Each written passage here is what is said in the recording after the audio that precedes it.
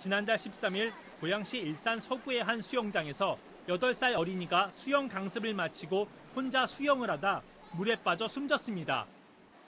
그로부터 3일 뒤 인천시 서구의 한 수영장에서도 7살 어린이가 수영 강습을 받다 사망했습니다. 두 사고 모두 수영 강습 도중과 그 직후 일어났다는 점에서 현장 강사와 수영장 측이 큰 책임을 져야 하는 상황.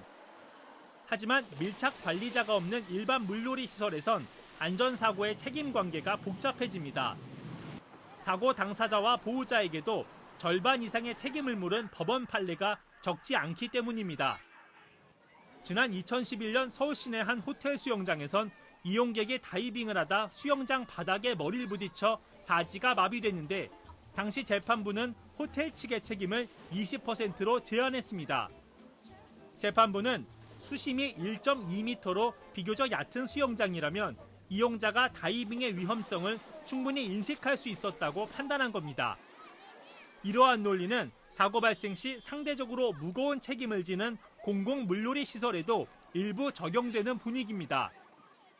2012년 잠실 한강공원 수영장에서 물에 빠진 뒤 의식을 회복하지 못한 3살 어린이의 가족이 서울시와 수영장 위탁관리 업체 등에는 손해배상 청구 소송과 관련해 지난달 서울고등법원은 서울시와 업체 등의 책임을 50%만 부과했습니다.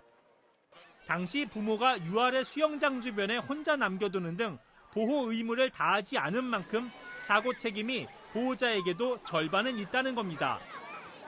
이처럼 물놀이를 하다 부상이나 익사 등 사고가 났을 때 시설 관리자나 소유주 측이 실제로 지는 법적 책임은 그리 크지 않습니다. 관리한 주체였던 과실도 존재하지만 주된 책임은 당사자들이 가실 일은 없다는 거죠. 시설 이용하신 분들이 최대한 주의 의무가 있습니다. 그 관리 규정 위반해서 어떤 사고가 발생했을 경우에 본인의 과실 책임이 상당히 크게 작용할 수 있으니까 반드시 주의를 꼭 당부하시길 바랍니다.